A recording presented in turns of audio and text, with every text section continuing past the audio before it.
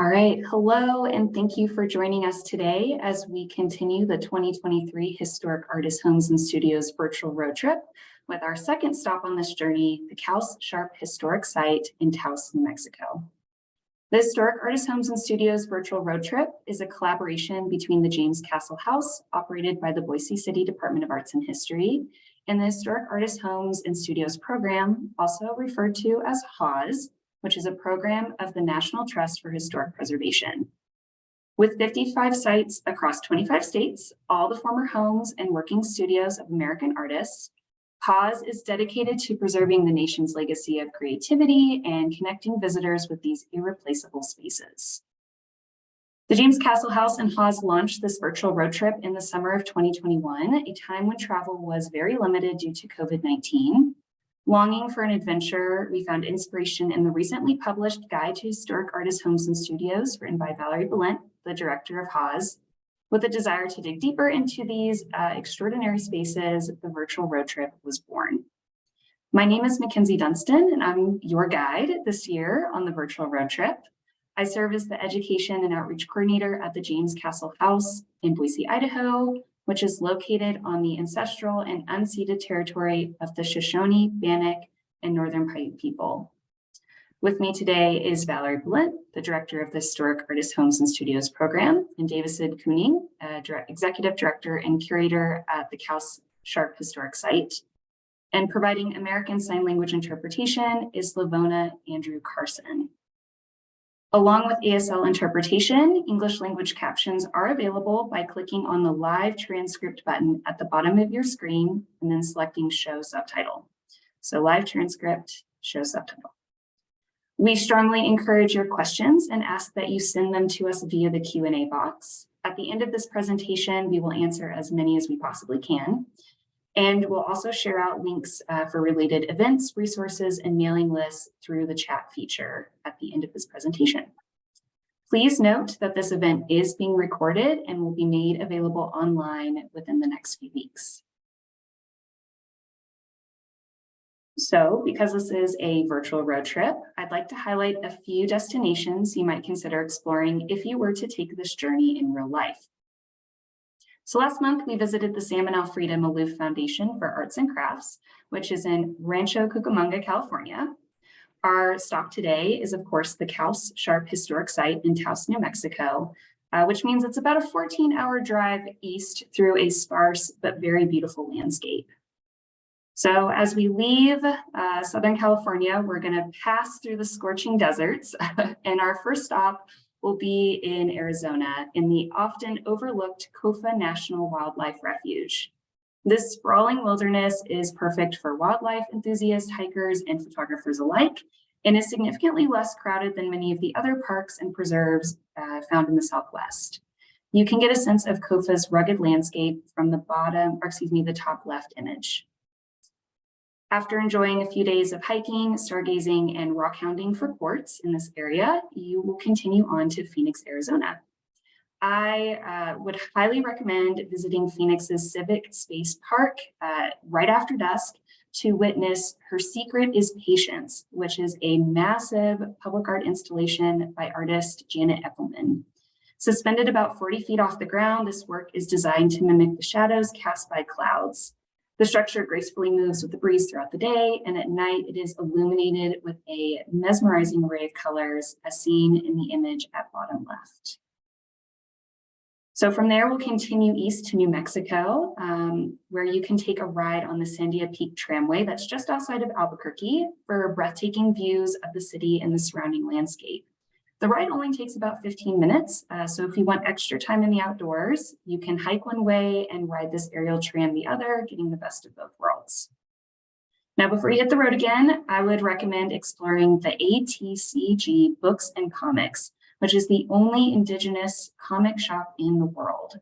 Originally founded as Red Planet Books and Comics, ATCG sells, of course, comics, books, games, toys, and collectibles by and for Native and Indigenous peoples. So as we start to head northward toward our final destination of Taos, I would say swing by the Dwan Light Sanctuary for a few moments of peace and quiet reflection. This unique architectural blend of art and technology and spirituality is really something special. And the sanctuary is a maze of interconnected chambers and corridors, each with its own distinct lighting concept. No matter which room you choose to spend time in, every space is bathed in soft, diffused light and has a glow that emanates from hidden light sources, creating an otherworldly atmosphere. So now that we're in Taos, after many hours and lots of exploration, I'd like to invite Valerie to orient us to the site today and her recommendations when traveling in this area. Thank you, Mackenzie, to you and everyone involved at the James Castle House for spearheading this third year of the virtual road trip in collaboration with Historic Artist Homes and Studios. And I'm excited this evening that we will be traveling to a site that serves as a legacy touchstone for an entire group of impactful and influential artists, the Taos Art Colony, while also being centered in two key figures of that movement, E.I. Couse and J.H. Sharp.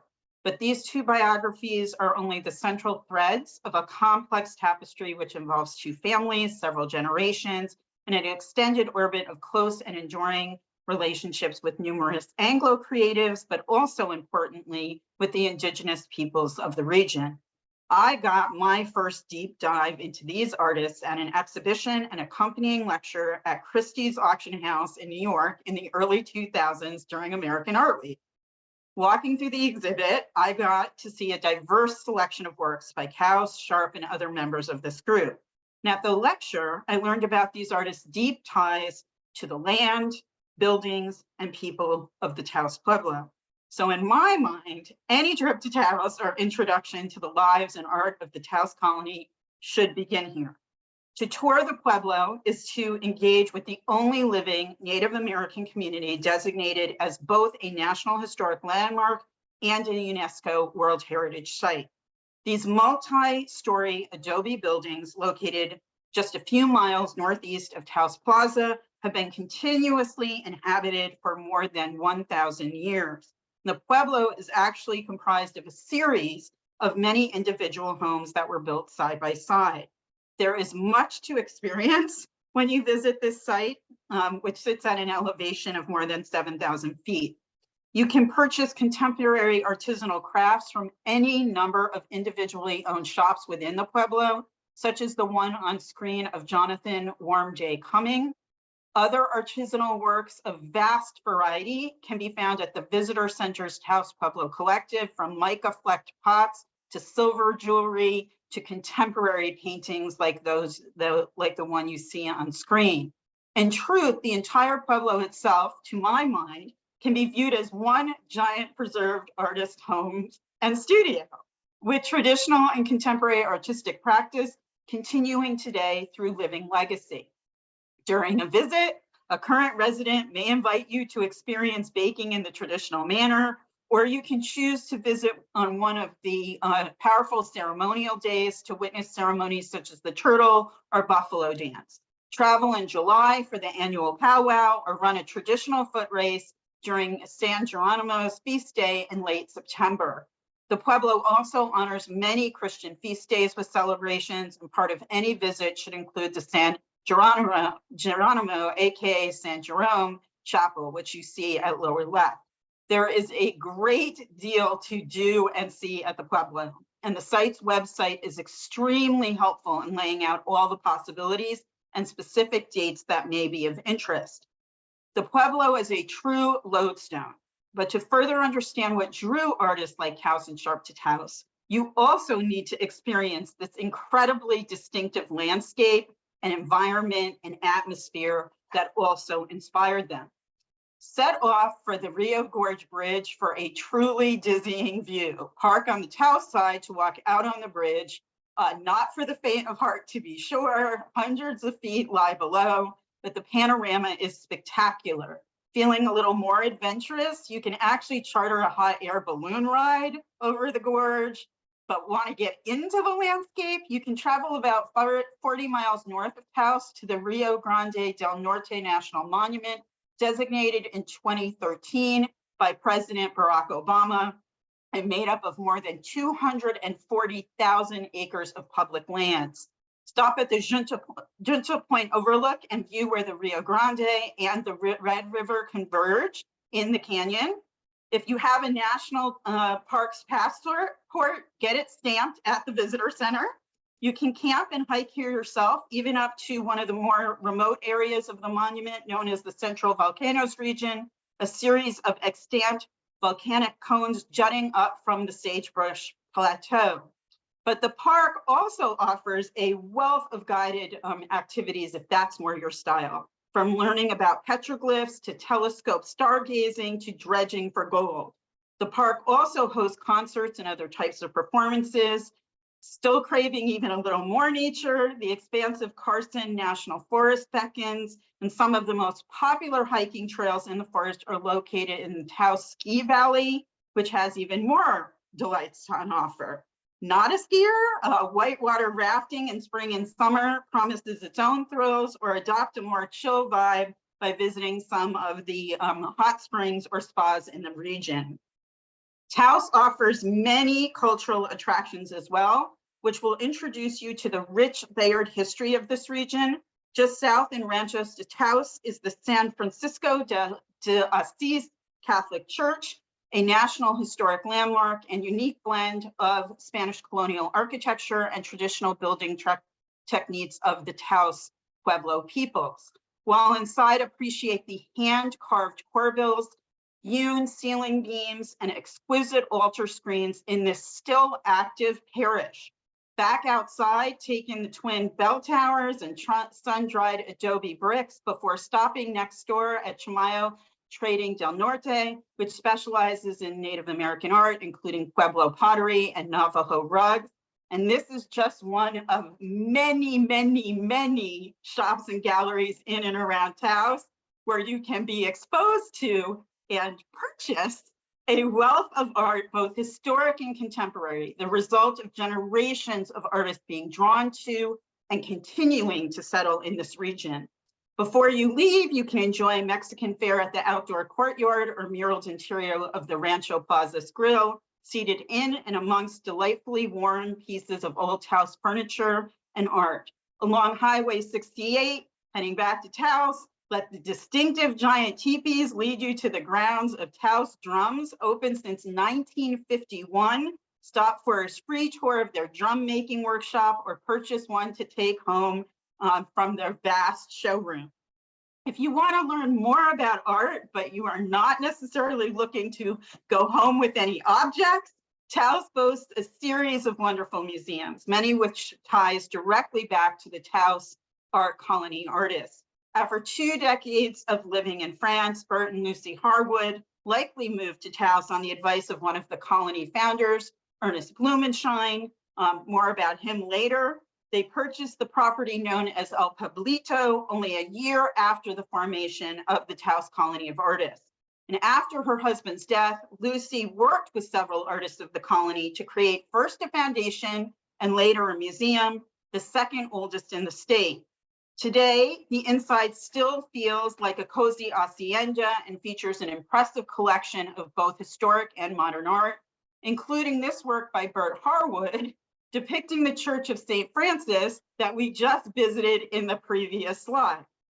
The Taos Art Museum is housed in the preserved former home and studio of Russian-American artist Nikolai Fechin, where art by Fechin and other Taos artists are displayed within the interiors of what I consider a largely handmade home. Working with masons from the Taos Pueblo, Fechin reconfigured the original space to meet his vision. Today, you can marvel at Fechin's signature carved designs, including architectural elements and furniture. And the entire building really can be considered one giant piece of artwork. The collections include works such as Sharp's watercolor Montana Blackfoot Indian and Couse's oil Fireside Indian. We hope someday this property will become a part of the HAHS network. If you want a little more recent Taos history, oil era socialite and fashion icon Millicent Rogers came to Taos in 1947, supposedly with a heart broken by Clark Gable and weakened by a severe childhood rheumatic fever. Rogers was an avid collector, in particular some fantastic jewelry, and her son later founded a museum in her honor. He dedicated much of his own life to building an expansive collection that documents the arts and culture of the Southwest, including textiles, ceramics, and Hispanic Santos folk paintings. And some of these are the types of objects that Couse and Sharp indeed collected, and Davison will talk about that later. One highlight of this museum is the extensive material related to Maria Martinez, famed potter of, excuse me, of the San Ildefonso Pueblo. Martinez was a strong presence in Alfreda Malouf's life, wife of furniture maker Sam Malouf, whose home and collections, including work by Martinez, were featured in last month's road trip. So check out the recording, go back and watch and learn more about that connection. Or perhaps you want to try your own hand at sitting at the potter's wheel. Attend a workshop at the nearby Taos Clay Studios and tap into your own creativity. The contemporary art scene is thriving in Taos. The annual Paseo Outdoor Art Festival will immerse you in a wonderland of projections, installations, and performance art in the streets of Taos for 2 magical nights. This year, it will take place on September 15th and 16th. If you can't make those dates, visit Taos at another time and engage with other year-round endeavors of this nonprofit, including wall and crosswalk murals, storefront window displays, or the interactive sculpture capsule, all done in collaboration with living creatives. While walking through town, take a selfie with mainstay Jack the Burro, commissioned in 2011 by El Dorado Plaza and sculpted by local artist Frank Seckler.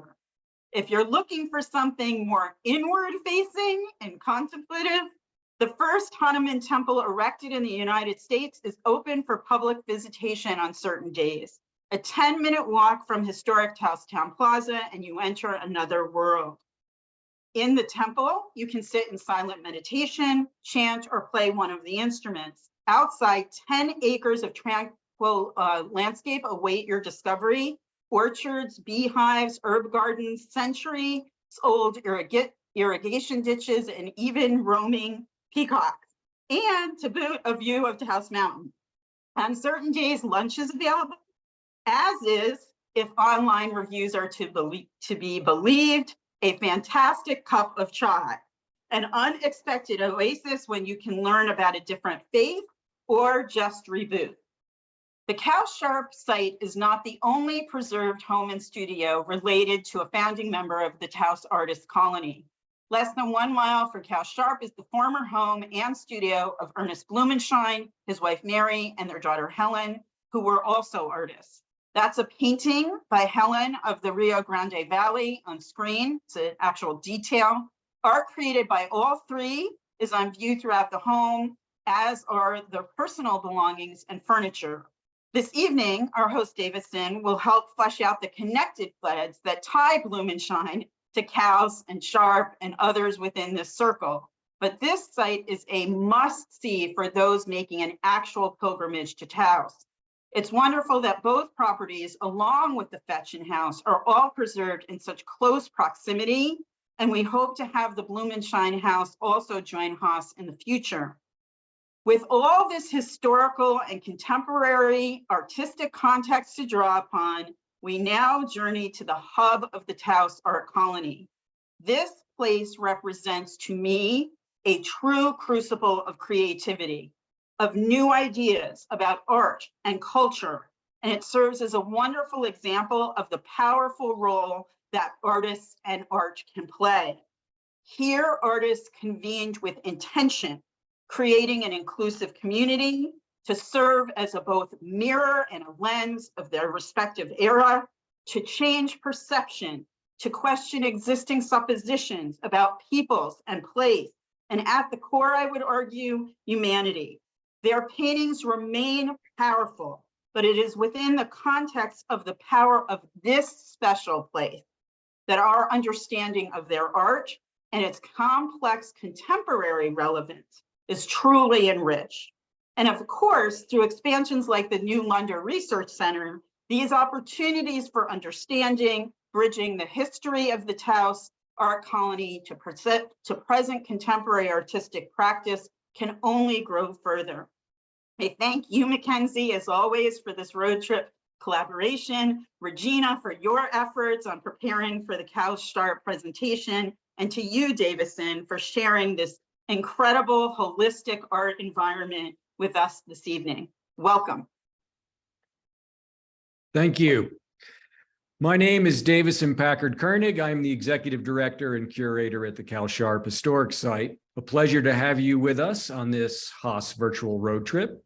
Our site, which covers more than 2 acres, lies about 2.5 miles from Taos Pueblo. It's about 8 miles southwest of the top of the sacred Taos Mountain, one of the prominent peaks of what we call the Southern Rockies, which we call the Sangre de Cristo by the Spanish. 8 miles to the west is the Rio Grande del Norte in its 600-foot deep gorge, a land of contrasts, big skies, and dramatic light. The Couse-Sharp Historic Site in the heart of the historic district of Taos contains the homes, studios, and gardens of the artists E.I. Couse and J.H. Sharp, 2 of the founders of the Taos Society of Artists. The site is also home to the Lunder Research Center, a 5,000 square foot museum facility. The Couse-Sharp Historic Site, through its archives, collections, and programming, preserves and interprets an authentic representation of Taos's confluence of cultures. We promote research, learning, and new perspectives on the Taos Society of Artists and the early artists of northern New Mexico as they relate to the greater story of the multicultural American West. Couse-Sharp Historic Site sits on the traditional homelands of the Pueblo of Taos. The original peoples of New Mexico, since time immemorial, have deep connections to the land and have made significant contributions to the broader community. We honor the land itself and those who remain stewards of this land throughout the generations, and also acknowledge our committed relationship to Indigenous peoples. We gratefully recognize our shared history. First, I'll introduce Eanger Irving Couse on the right, and Joseph Henry Sharp, whose homes and studios are features of Couse-Sharp Historic Site. They both signed their paintings in correspondence with first and middle initials, so you'll hear me refer to them often in that way. I'll also discuss their context as academically trained painters who were part of an alliance of Anglo-American transplants who formed the 12-member Taos Society of Artists in 1915, and as beneficiaries of the deep-rooted aesthetic traditions they found in the people and cultures of northern New Mexico. E.I. Couse was born in 1866 and grew up in Saginaw, Michigan. He studied briefly at Chicago Art Institute and the National Academy of Design in New York before leaving to study at the Académie Julian in Paris. Couse spent close to a decade studying in Europe, where he met fellow American art student Virginia Walker. They quickly fell madly in love and were married the following year, 1889, in Paris. He painted this sketch of her still in the house today and sent it to his sister so she could see his new bride. During a sojourn at his wife's family ranch in Washington State, Couse painted Decision, the crossing back to the barn, symbolizing his somewhat reluctant return to his native land. Virginia is the model and inspiration of the painting, and Irving is the horse. The Couse's only child, Kibby, was born overseas as well in 1894. After returning to the States and moving to New York City, Couse ran into a peer artist, Ernest L. Blumenschein, whom we mentioned earlier, on the street. 2 weeks later, in the summer of 1902, Irving, Virginia, and Kibby boarded a steam train bound for Taos. Over the course of his career, Couse became widely known both in the fine art world and as a commercially successful artist who sold many prints that hung in homes all over the United States. Just a couple of examples of well-known works that are not at our site include the Cacique, which is currently on permanent exhibit at the Harwood Museum in Taos, And in the Smithsonian American Art Museum in Washington, D.C., you'll find a huge canvas, Elk Foot of the Taos Tribe, on permanent display in the Taos Society of Artists section. We hope to one day be able to exhibit this masterwork here where it was created. E.I. Couse' stated intention in his work was to remove the misconception and contempt in which the Indian has been held and show that they are human beings worthy of consideration and a place in the sun. As we mentioned, Couse met his wife, Virginia Walker, as fellow art students in Paris. And while she never pursued an artistic career per se, her Taos garden became her creative outlet. We fortunately have hundreds of her letters documenting their lives together. Having grown up in a ranching family along the Columbia River in Washington State, and then living in New York City in the winters with Couse, she brought plants from both coasts and experimented with what grows in a semi-arid area at 7,000 feet. The site also contains the story of the Couse's only son, Kibbe, as we mentioned, born in Paris and raised in Taos. Here he is in New Mexico's Acoma Pueblo as a boy, with a pot over his head that is now in our collection. He became a mechanical engineer and inventor by trade. He developed the first mobile machine shop here in Taos, and his inventions ultimately played a pivotal role in the Allied victory of World War II. As we tour the Couse home, we will learn more of his story. In this home movie from the early 30s, we see Kibbe and his father in the shop. He became a mechanical engineer and inventor by trade. He developed the first mobile machine shop. Oh, already did that. Now we move to the Sharp story. Joseph Henry Sharp, known to his familiars as Henry, grew up in Wheeling, West Virginia, along the Ohio River. Deaf from a young age, he studied briefly at the McMicken School of Design in Cincinnati and later at the Cincinnati Art Academy, before also leaving to study in Europe. He studied in Antwerp, Belgium, Munich, Germany, and the Académie Julian in Paris. Sharp returned to the States, married Addie Byram, a concert pianist, and began teaching at the Cincinnati Art Academy. In 1893, he made his first excursion west, spending time in northern New Mexico and Taos. Returning to Paris in 1895, he discussed art with artists Ernest L. Blumenschein and Bert G. Phillips.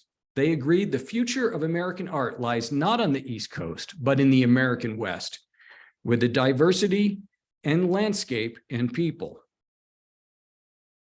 Two prominent Sharp works that aren't on display here at the site include a portrait of Cressida Mondragon, a Taos Pueblo woman who was his main model for a long time.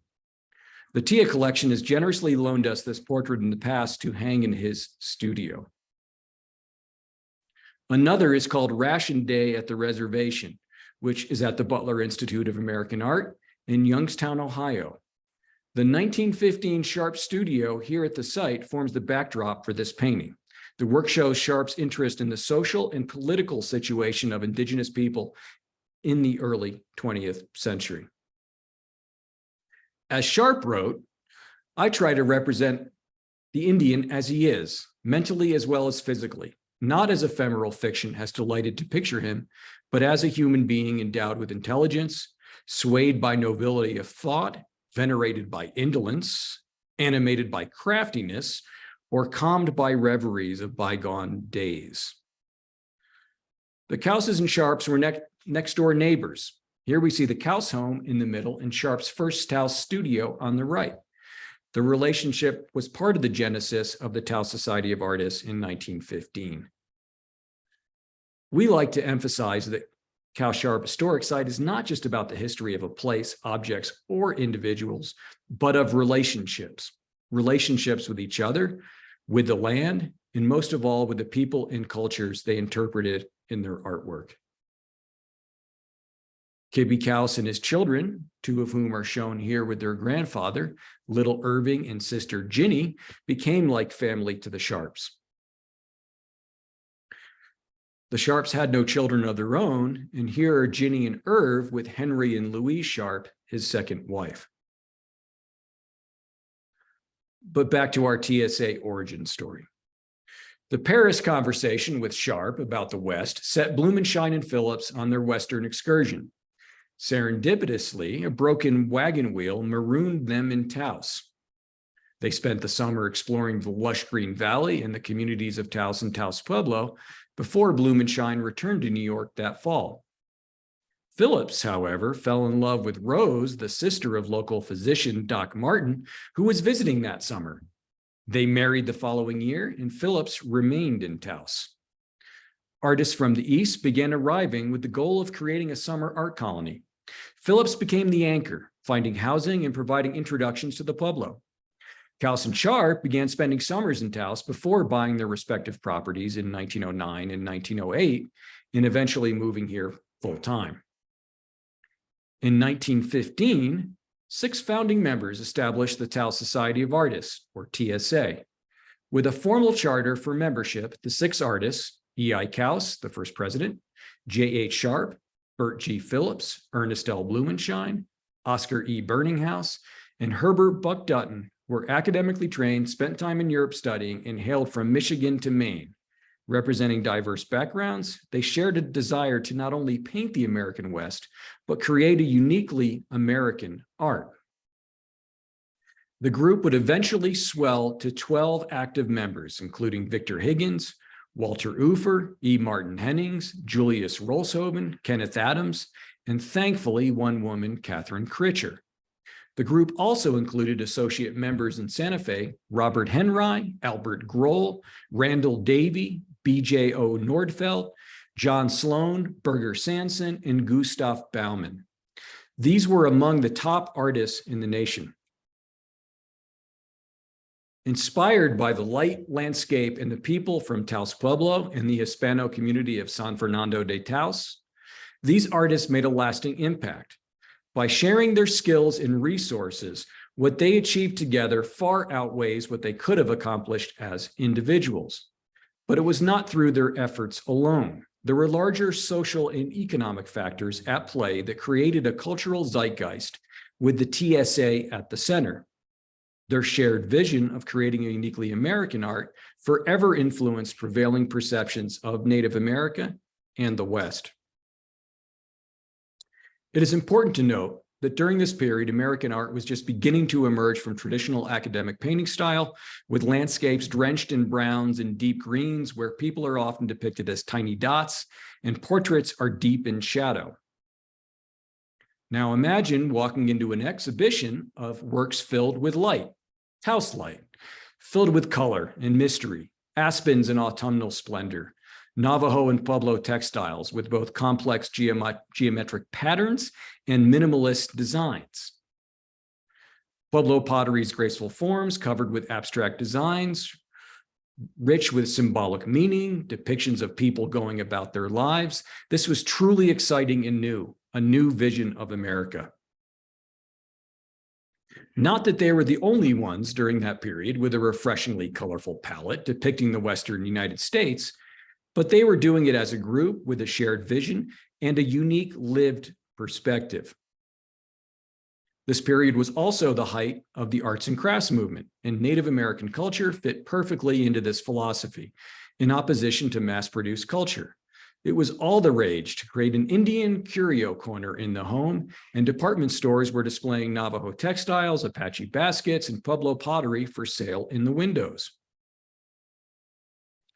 During this period, American popular culture's exposure to Native Americans, in addition to material culture in magazines, was largely through dime novels of dubious accuracy and through Buffalo Bill's Wild West circus show of stereotype and drama.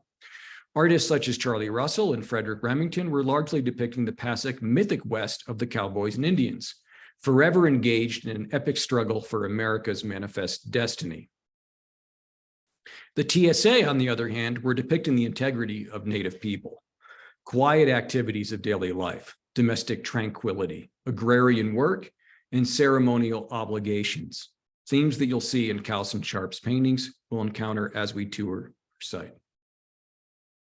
As the artists' interactions with their Native models deepened, so too did their understanding of their lives and the social and political issues that affected them.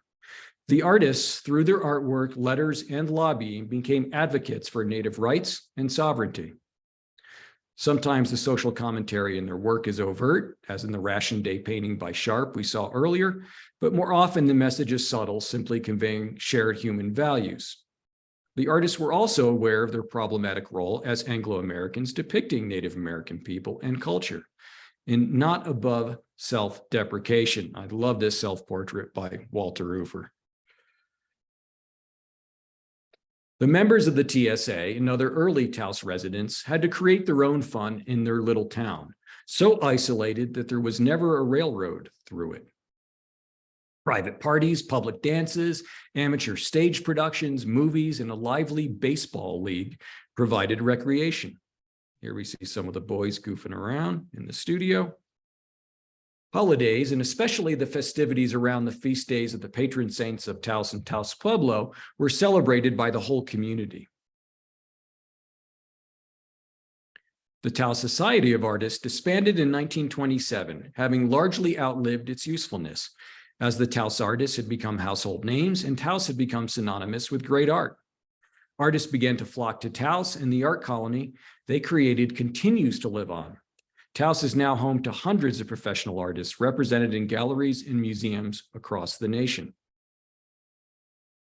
The legacy of Couse-Sharp and the TSA continues to inspire a new generation of artists, thanks in part to the London Research Center, where we support research and dialogue on the multicultural story of Taos and the American West. Couse-Sharp Historic Site would not exist were it not for the vision and stewardship of Virginia Couse-Levitt, Couse's granddaughter, and preeminent scholar on her grandfather. Along with her late husband, Ernie Levitt, a retired museum curator, the couple dedicated their lives to the preservation of the site and creating a nonprofit to steward this national treasure into the future. The historic site, with its artists' homes, studios and gardens, Native American art collections, Spanish colonial decorative and religious art, combined with the archives and collections of the London Research Center, has the unique ability to present an authentic portrayal of not only the artists and the artistic movement they spawned, but perhaps more importantly, the diverse cultures represented in Taos and the greater story of the American West. Couse-Sharp Historic Site's 2+ acre campus contains roughly 10,000 square feet of historic and legacy buildings and a 5,000 square foot museum and research facility. We begin our virtual tour with the approach to the Couse home and studio through the wooden gates in the landscape parking circle, where visitors to Taos would have parked over 100 years ago. And yes, that's Virginia and Irving peeking over the gate. Couse and Sharp, like the rest of the TSA, at first came for the summers to paint, but gradually they stayed longer and longer. This is the important distinction from other art colonies of the period, is that they became part of the community. I believe their art became more profound because it represented real relationships and a lived experience. E.I. Couse and J.H. Sharp bought their respective properties in 1909 and 1908. Sharp's first studio dates to the 1830s, and the most recent addition, Kibbe Couse's machine shop, dates to 1930. Stepping through the Couse studio door onto the portal and into the garden, we step back in time to the Taos the artists experienced.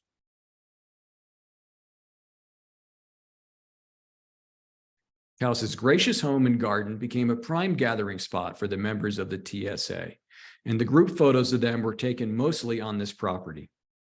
To be considered for TSA membership, one had to spend at least 3 consecutive summers in Taos, emphasizing the importance of both being committed to Taos and understanding its inhabitants.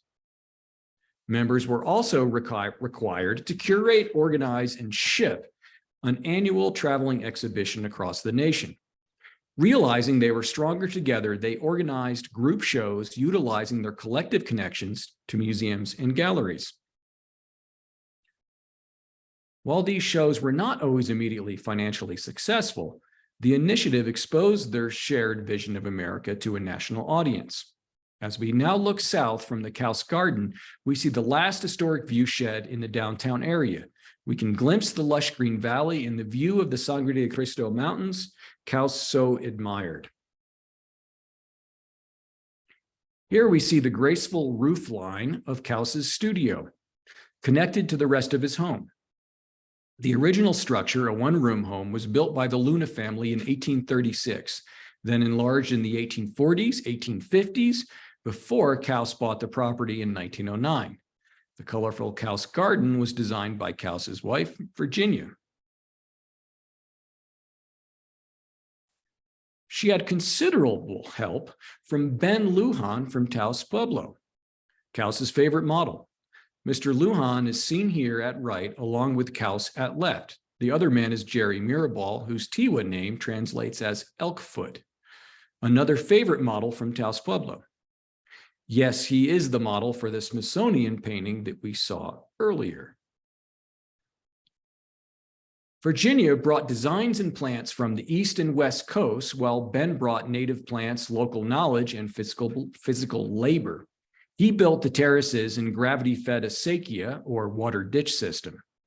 Part of the irrigation scheme included flooding during the spring, and here we see the water going up to the edge of the Couse portal. We call this the Mother Garden of Taos. Mrs. Couse was the first to attempt a truly decorative garden in Taos. She would give her plants and seeds away to neighbors and friends every fall, and we continue that tradition today.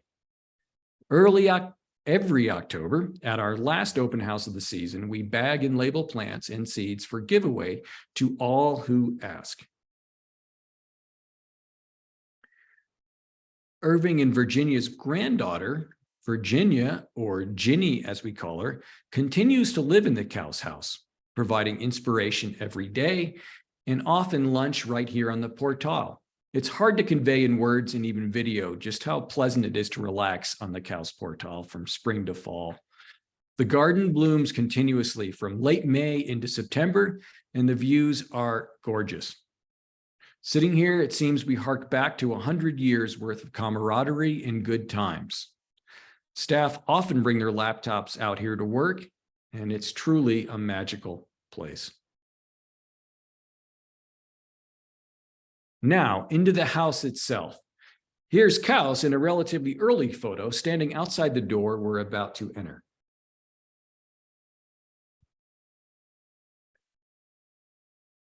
We enter the Couse home as guests would have when visiting the artist in Taos, stepping into the sala, or formal living room.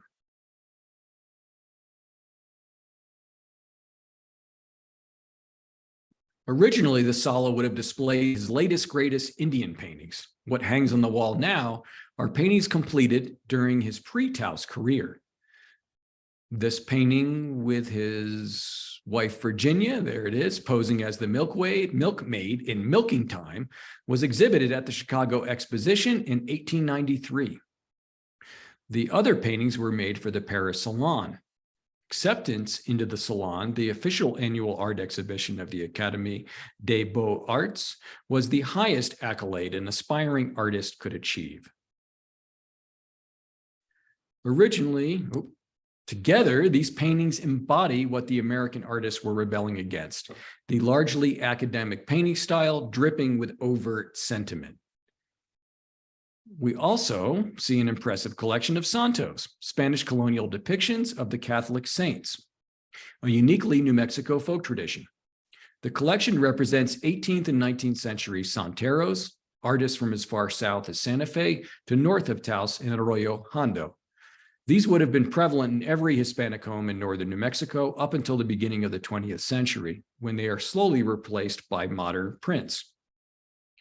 We also see exquisite examples of early locally made Spanish colonial furniture, such as this carved chest and cochise-style chair, representative of the colorful and diverse material culture layered in Taos. One of the expressed goals of the Taos Society of Artists was to preserve and promote the native arts, a progressive sentiment in its day and still progressive today. Stepping into the tiny dark room adjoining the studio, we see Couse's camera collection going back to the 1890s in Paris when he first began using the camera in his artistic process. Developing trays on the shelves, boxes of chemicals, his kerosene safe light, and we'll even see his makeshift sink, No running water in Taos until about 1930. At the time of his passing in 1936, Couse had produced over 10,000 nitrate negatives and contact prints, as well as 500 glass plate negatives.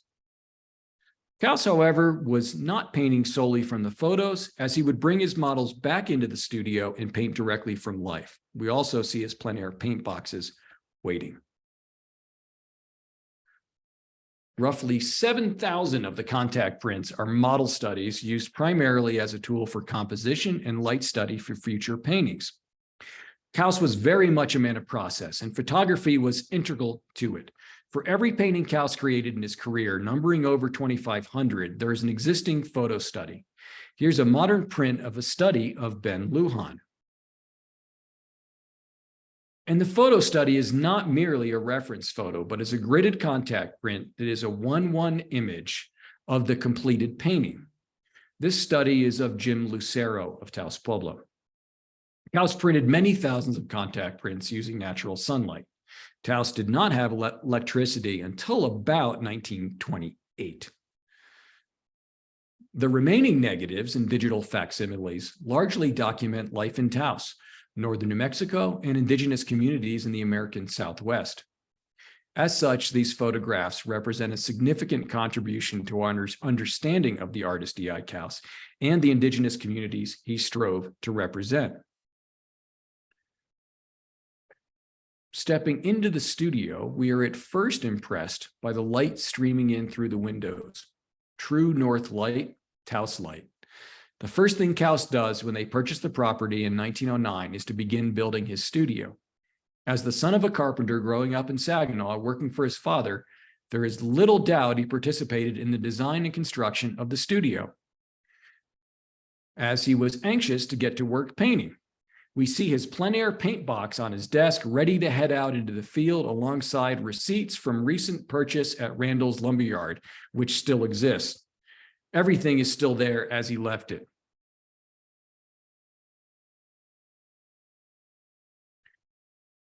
The studio remains largely as it was when he died in 1936. We see an unfinished painting at his easel, his tabouret, palette, and paint brushes at the ready. Behind his chair is the stage-like model stand where Jerry Mirabal, Ben Lujan, seen in this photo, members of Ben's family, and other models often posed. Over by the fireplace, we see a great example of a classic Couse firelight scene. Now, Couse is by far the most romantic of the early Taos artists. And yes, one could argue he is in part responsible for perpetuating the myth of the noble savage through his mythic depictions of Taos Pueblo people. However, we need to better understand the history of Taos and Taos Pueblo in particular to properly understand what is being depicted. Contrary to popular belief, he is not dressing his models as Plains warriors. He is depicting them in their Sunday best. The Plains beadwork worn by his models were important trade goods at Taos Pueblo. And Taos Pueblo was one of the most important trade centers in what later became the American West. Now, this beautiful beadwork was not being worn for hunting, however. The beadwork was being worn for ceremony and special occasions, as it continues to be worn today. Also, Taos Pueblo men commonly wear their hair in Plains fashion with 2 braids, and this speaks to the close affinity with Plains people. These photos show Ben Lujan both in the studio and on an ordinary day wearing this style. And note, Taos Pueblo is the only of the 8 northern Pueblos to wear their hair in Plains fashion because of that importance of a trade center. Now, Couse and his models, no doubt, are taking some artistic license in their depictions. However, it is based on a lived experience. When we compare this with the backdrop of the reservation system and forced assimilation, we have a compelling juxtaposition.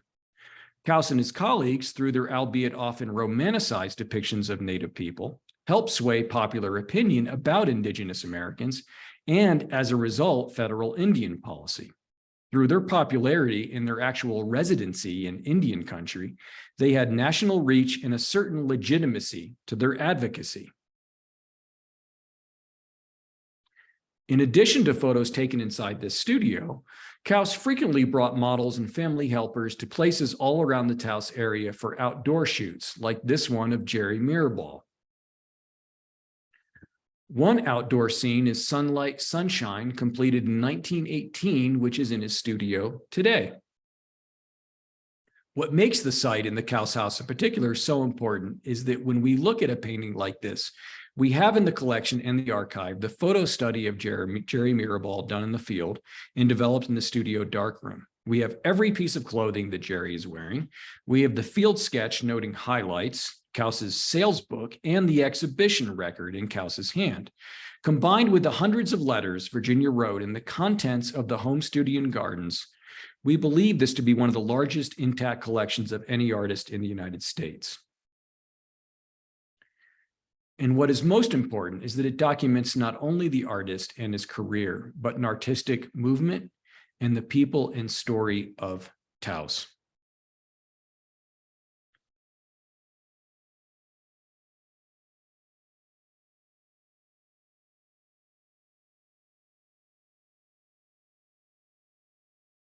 Along with the Couse collection of indigenous beadwork and commercial prints, here we see more of the Couse pottery collection, representing the breadth of native pottery from utilitarian trade goods to the advent of the tourist economy from roughly 1890 to 1930. Couse was arguably the most commercially successful of the Taos artists, creating calendar art for the Atchison, Topeka, and Santa Fe Railway, which aggressively marketed the Southwest to increase passenger rail travel. The railroad purchased paintings from many members of the TSA, Sharp and Blumenschein included. Couse was featured in 22 Santa Fe Railway calendars. This greatly increased the reach of the work of the TSA and influenced the view of indigenous people throughout the country. I remember calendar tops like these framed and hung in barns at homes in New England, long before I knew anything about indigenous America or Taos. It is also important to note that during that period, most folks got their glimpse of an outside world through the illustrated magazines such as Harper's Weekly, and other than museums, this is where the average American experienced art. Many of the TSA were not only providing illustrations for the magazines, but also writing articles on their travels in the West, often in exchange for railway miles and the opportunity to travel and paint. And here we see Henry Sharp. Couse also worked with Beacon Blankets to create promotional materials for their Indian blankets that would have been seen in department store windows across the nation. Couse also licensed many commercial fine art prints, which spread his images across the country. Together with the commercial reach of the other TSA artists, this created a sort of cultural juggernaut with the little backwater town of Taos at the center.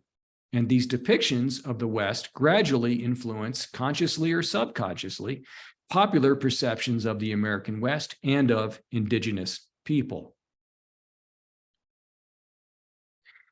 And now for something completely different. Kibbe Couse is one of the least known historic figures of Taos, even though his inventions may have saved thousands of lives in World War II. The only child of the painter and his wife, Kibbe demonstrated an interest in mechanics at an early age.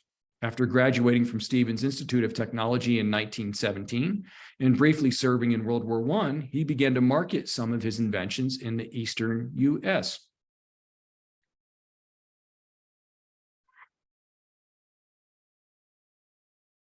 After the death of his mother in late 1929, Kibbe moved his young family to Taos to help his bereaved father.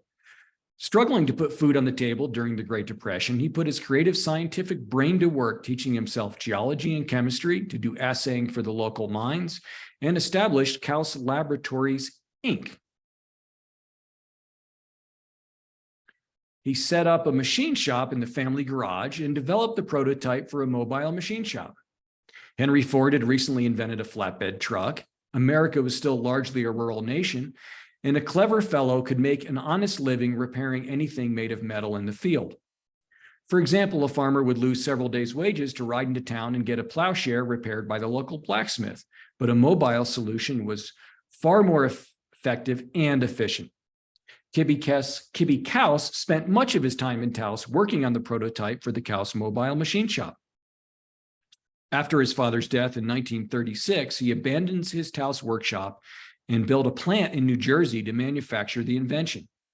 He shuttered the Couse home in New Mexico, creating a time capsule of not only his parents' story, but his own.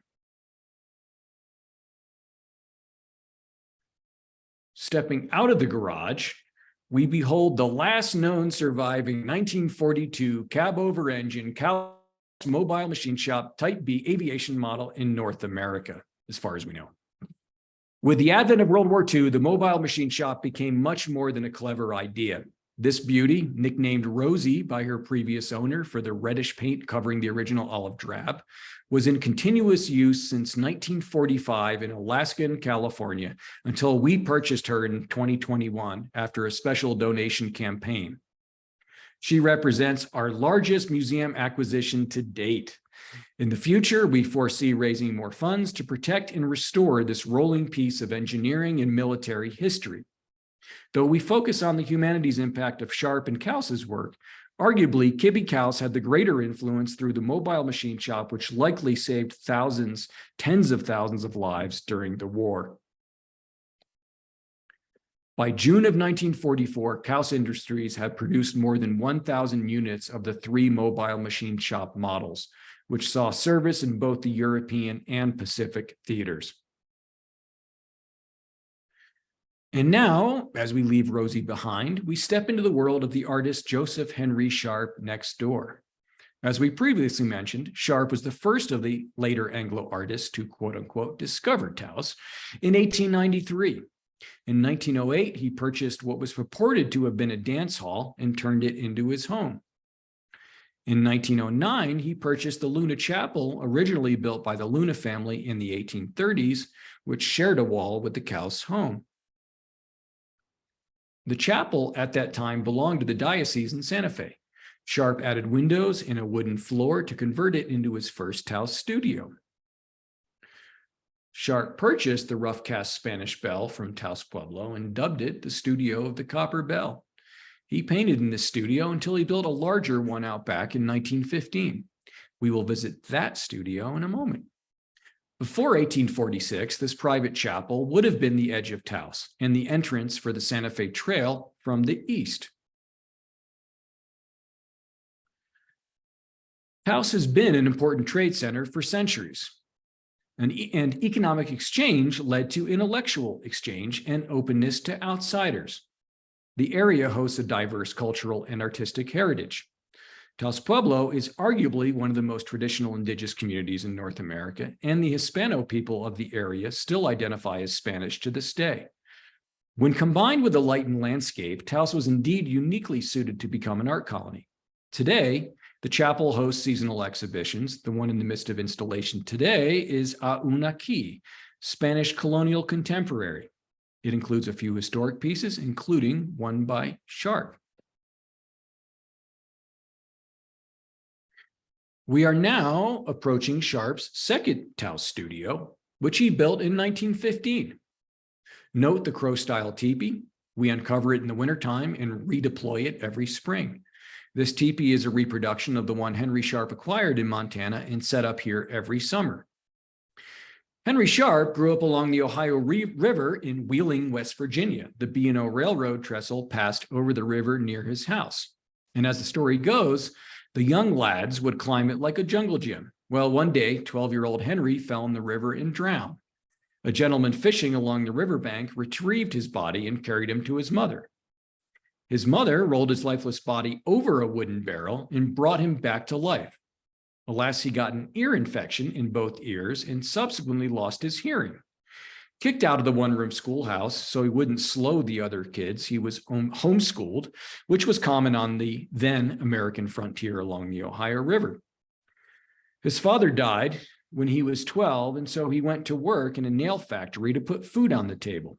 His family noticed his interest in drawing, and his Aunt Almira encouraged him to apply to the McMicken School of Design. At age 14, he was accepted and put himself through school on the wages from working in a nail factory. We just saw Sharp's previous studio, smaller and darker, and I like to joke that Sharp suffered from Couse studio envy and created this beautiful light-filled space, his dream studio. Unlike the Couse home where everything remained, Sharp got rid of his collections and his remaining paintings at the end of his long life. So the vast majority of what you see here today is on loan from private collections and museums. However, I'm happy to say we are continually getting donations of Sharp ephemera, archives, Native American art, and paintings. For many years, Sharp divided his time between Montana and Taos. Here we see his wife Addie in front of their Montana cabin. During his lengthy stays at this cabin home at Crow Agency, Montana, Sharp painted many of the native warriors of the battle known to Anglo-American history as the Battle of the Little Bighorn, and to the native fighters as the Battle of the Greasy Grass. Sharp painted members of the Cheyenne, Arapaho, Lakota, Blackfoot, and Crow tribes. He also used a mobile studio to reach portrait subjects and paint landscapes, usually during the winter.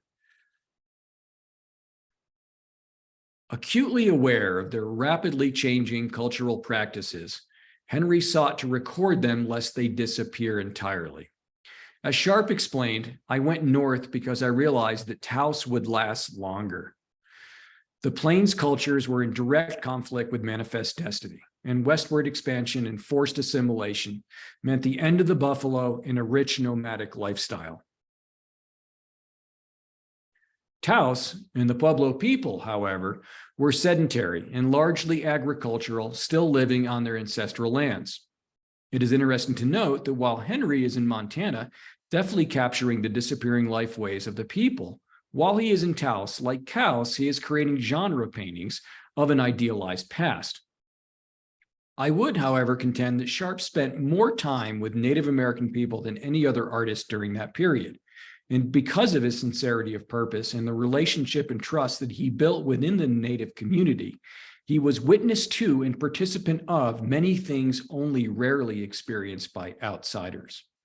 Reflecting on his career, Sharp wrote later in life, "In the past years, I have seen many things and made studies that probably no other living artist ever saw, such as the tobacco dance, burials, etc., that if I do not paint them, no one ever will.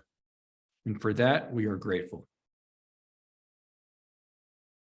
And now we come to Henry Sharp's outhouse, which he dubbed Little Egypt after a trip to Egypt and North Africa in 1922. It includes a stone foundation, wood floors, 18-inch thick walls, seating for two, windows, and a ventilation chimney. It was certainly the nicest outhouse in Taos 100 years ago and remains so today. Given his Irish sense of humor and business acumen, I also believe it was Henry Sharp's calling card, because once folks like J.D. Rockefeller begin coming to Taos to buy directly from the artists, eventually someone would ask, who has a proper bathroom? And since plumbing did not arrive in Taos until around 1930, a really nice outhouse would be highly prized. Onward and upward. We now move to the London Research Center. Given the enormous Couse collection and archive, it was apparent we needed a museum facility to properly house all the material. And then it became apparent that the rest of the Taos Society of Artists were in need of a home as well, because no one was actively collecting and making accessible the archival materials related to these artists. We felt Taos was the best place for that home. As we began a capital campaign to fundraise for a new archive facility, we were given the option to buy back Henry Sharp's former home, the garden of which is shown here with Henry and second wife, Louise. The home had been converted into the Mission Gallery, the longest continually operating art gallery in New Mexico until it closed its doors in 2018. This provided an even greater opportunity to create a 5,000 square foot museum facility. This hallway was the east portal of Sharp's house and retains the original ceiling, and we still have the gate that opened onto the street end. On the right, you can see our truth window showing the old adobe bricks that formed the exterior wall of the home and are still there behind layers of plaster. The shaded portion of this floor plan of the building shows the footprint of Sharp's former home. The facility now includes exhibition space, archival and collection storage, a research library, curatorial space, and thanks to a large grant from the Lunder Foundation is named the Lunder Research Center. What began as a research facility dedicated to Couse-Sharp and the TSA has grown to include other early artists of Taos, the culture of Taos Pueblo, and the Hispano community of the area. We discovered that there is no way to tell the story of Taos without including all of the artists and the diverse cultures they embody. What has been truly gratifying has been the interest from across the nation, museum curators, scholars, and students, especially the interest in the native models and the underrepresented female artists of Taos. As one of our goals was to bring the best art created in Taos back to Taos, we also made a commitment to create the most state-of-the-art museum facility so that we could potentially borrow from any museum in the nation. I am happy to say we now have a museum facility exceeding the American Alliance of Museums recommendations, and that we are now a lending institution to museums across the country. The goal was to not only bring archival materials and objects back to Taos, but also to engender a next generation of scholarship and interest.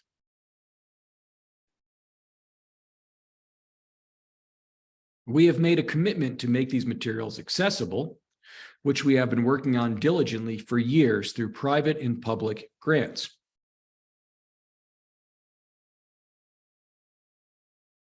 And we are continually getting donations of art, archives, and books from folks who are excited to know there is a home for the material they have been saving. We have 3 exhibition spaces that rotate seasonally. We publish books, we host interns, students, artists in residence, researchers, and the general public.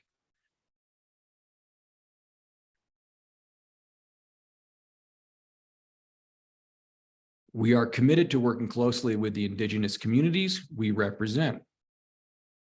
These are some of our co-curators, some students on a field trip from Taos Pueblo. The Taos Pueblo tribal government is a working partner of ours. We also have an Indigenous Advisory Council. The Lunder Research Center's Dean Porter Gallery is open 5 days a week with regular hours and continual exhibitions. The historic site is open by appointment 6 days a week and during our open houses in summer and fall on the first Saturday of the month. We host an array of artist demonstrations, lectures, and other programming. We charge no admission and we have no membership. While we are building an endowment for the future, we currently have no endowment providing annual support.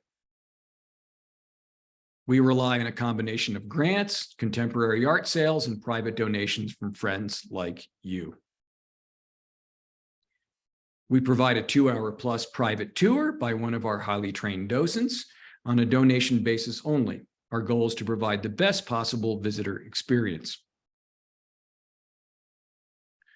Please visit our website, couse-sharp.org, or call 575-751-0369 to book an appointment today.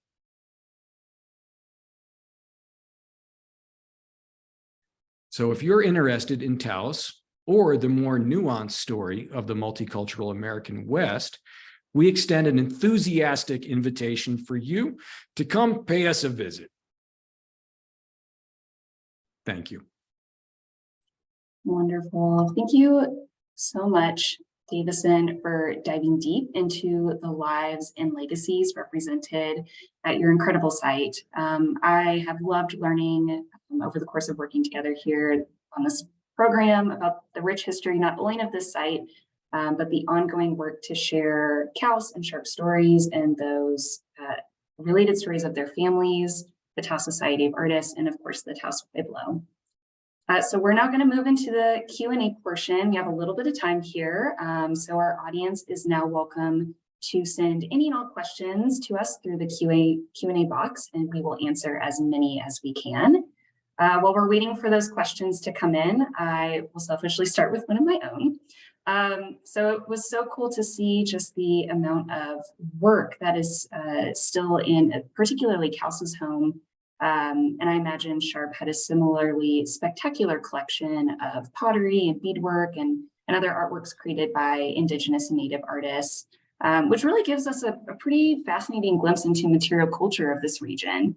Would you say that this was common, these sort of collections among other Taos Society artists or even local community members? Yeah, certainly. I mean, I think that was, the attraction for the artists was the living cultures and the material cultural expressions of the people here. So not surprisingly, they were collecting not just for props and paintings, but because they genuinely appreciated, enjoyed, loved the material.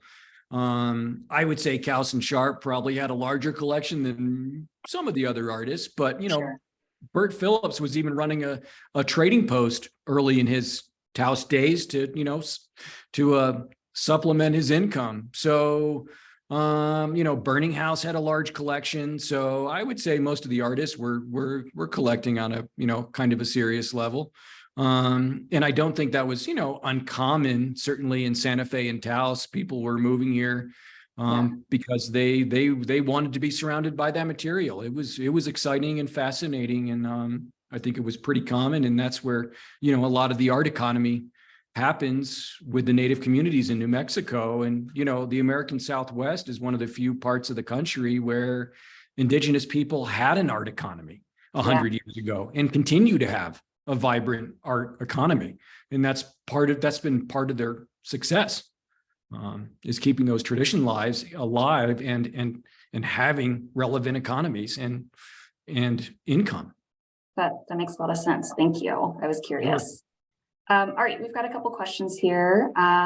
So someone is interested if Georgia O'Keeffe ever visited these studios or interacted with these artists in any way, since they're similar time frames, they're not so far away. Do you know anything about that? I wish I knew more, and that's why we built an archive and a research center, is we really want to get more archives here that links these artists, because Santa Fe and Taos are so small during that period. O'Keeffe is staying across the street at Mabel Dodge Lujan's house. They all know each other from the New York art scene. Yeah. So there's no way these artists aren't overlapping, even if Georgia was her own thing. There's no way these artists that she couldn't have been visiting some of the artists just to check out their studios, just to say hi, because they all would have known each other through Stieglitz and from the Salmagundi Club and all these things happening in New York during that period. It was a much smaller art world. And that's something it's really hard to impress upon people, is 100 years ago, everybody knew each other. Now, everybody's an artist, everybody has a smartphone. Very different world 100 years ago, and especially to be in northern New Mexico. So I wish I could better answer that. And I hope that we discover more letters, and I hope that researchers come to me with that exact interest. And we can delve more into these stories, because that's why it's exciting to build a research center, is to really start connecting these dots, connecting the artists, connecting the material, so that we can tell a richer story about what's happening here and who's talking to who and what's influencing each other. Absolutely. I think it is really exciting about what may be uncovered, and just asking the right questions, or new questions, or better questions, right? Yeah, exactly. So not a question, but a comment. Someone is familiar with the Levitts, and this individual is thrilled to see how your site has developed since 2007 is the last time they went there. And it sounds like there has been a lot of change over the last, 15-ish years. Is that true for your site? Yeah, I would say, certainly over the last decade, there's been, I would say some rapid growth. In 10, 15 years ago, if you visited, it was really, you knocked on the door of the Couse house, and if Ginny and Ernie were home, They give you the tour? Tour of the house. I mean, That's it was the ultimate ma and pa operation. And it was just fortunate that they were the perfect stewards of the site. She's an art historian. It's her grandfather and her father's legacy, and her husband's a museum curator.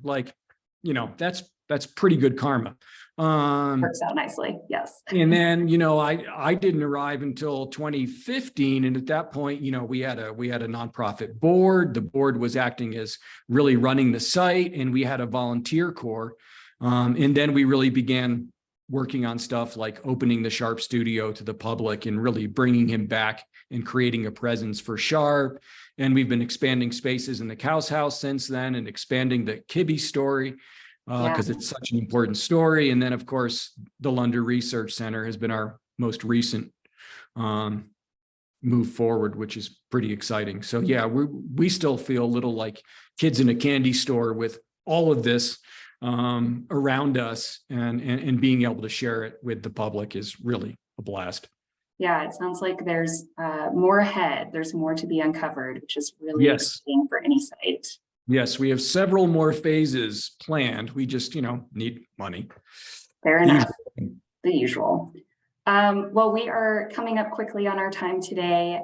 So before we depart, I want to say thank you, Davison, and thank you, Valerie, for sharing your time, energy, and expertise for this presentation series. Always love hearing these stories. Also, a special shout out to Regina from the Couse-Sharp Historic Site, who has been instrumental in preparing today's presentation. Could not do this without you. It has been such a delight to continue this collaborative experience with not only Valerie, but with every site that participates in the virtual road trip. And as always, we love having Lavona. Thank you for being here to provide ASL interpretation and helping us make this series more accessible. So I've just added, for those of you still on the call, all the links in the chat for related resources, websites, mailing lists, video playlists, so you can continue to explore the Couse-Sharp Historic Site, HAHS, and James Castle House through these various links. And as a reminder, this presentation has been recorded and will be available within the coming weeks. Next month, we are going to continue our virtual adventure to the TC Steele State Historic Site in Nashville, Indiana. And I really hope you will join us because it's going to be another great site. So thank you, everybody. Any final words before we say goodnight? I just want to say thank you, HAHS, for all the important work you do, and we're honored to be a member. Thank you, Davison. I should say, I think for so many, this presentation has been a revelation, just of not only the richness that you continue to have at a site, which is really just for me the embodiment of what HAHS sites have to offer, but also just a real revelation about these particular artists who came together, who were all incredibly academically trained and made an active choice to pursue a different path. And I think that, again, also is so much the embodiment of what these places and these artist spaces can represent. So thank you for really uncovering that for us this evening in this particular instance with these particular artists. And I can't wait to learn more about Kibbe. That's just my own personal, complete revelation to me. And I'm very excited to hear how you continue to start to unpack that story, which I think has just that's going to be like an onion too. And that to me also just represents how the work is just always exciting and enriching at these places. So thanks for being a touchstone to that. And thanks for all your hard work. Thank you. Thanks, everyone, and have a beautiful evening. And we hope to see you in Taos soon. Yes. See ya.